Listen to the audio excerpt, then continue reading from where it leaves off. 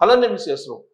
భారీ నిర్మాణాలను, భారీ ప్రాజెక్టులను ఆపేసేయండి అని చెప్పి కేంద్రం ఎమర్జెన్సీ ఆర్డర్స్ ఇచ్చింది అని బ్రేకింగ్ న్యూస్ వచ్చింది. దాదాపు ప్రధానమైనటువంటి శాటిలైట్ ఛానల్స్ అన్నిటిలో ఇదే బ్రేకింగ్ న్యూస్ వచ్చింది. దాని మీద ఢిల్లీ నుంచి కొంతమంది రిపోర్టర్లు లైవ్లు ఇచ్చారు. ఇదంతా కూడా జరిగింది. ఇది రాత్రి దాదాపు 8 గంటలు, మంగళవారం రాత్రి 8 గంటల ప్రాంతంలో ఈ బ్రేకింగ్ న్యూస్ వచ్చింది. దాదాపు 2 సంవత్సరాల పాటు భారీ ప్రాజెక్టులను నిలిపేసేయండి, భారీ నిర్మాణాలు చేయొద్దు అని చెప్పారు. దీంతో హైరైజ్ వాళ్ళు, విల్లాలకు సంబంధించిన ప్రాజెక్టులు చేసేవాళ్ళు వీళ్ళందరూ కూడా ఆలోచనలో పడిపోయారు.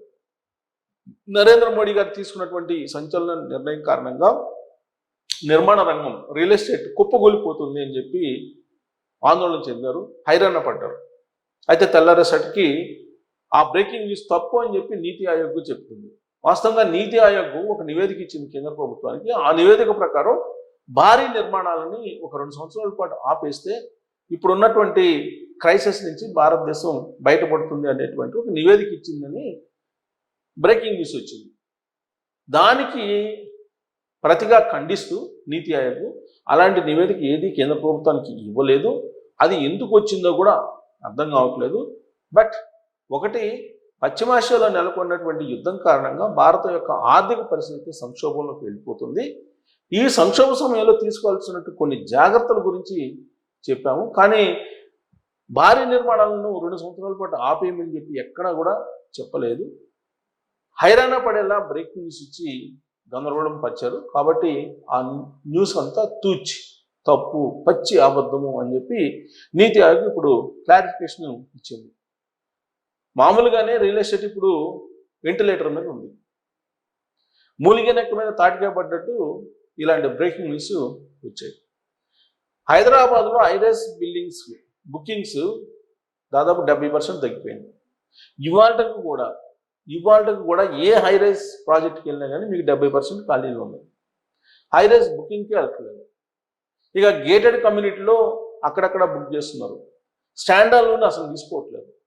రీసేల్ కంప్లీట్గా పడిపోయింది.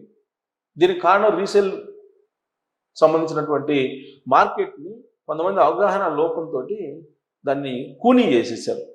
ఎలా కూనీ చేశారు అంటే అన్డివైడెడ్ షేర్ తీసుకొని దానికి రేటు కట్టి ప్లస్ 15 lakhs లేదా 10 lakhs వేసి ఆ ఫ్లాట్ యొక్క విలువను నిర్ధారిస్తున్నారు. ఇది శాస్త్రీయంగా తప్పు. ఈ రేట్ని ఎలా నిర్ధారిస్తున్నారు?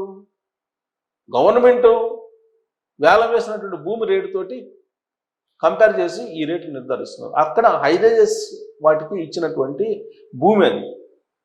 ఆ రేట్ని ఎలా నిర్ధారిస్తారు స్టాండర్డ్ అపార్ట్మెంట్లకి? కాబట్టి అది శాస్త్రీయంగా తప్పు. అలా లెక్కేస్తూ రీసేల్ మార్కెట్ని దెబ్బతీశారు. అలాగే గేటెడ్ కమ్యూనిటీ ఇప్పుడు మార్కెట్ డౌన్గా ఉంది.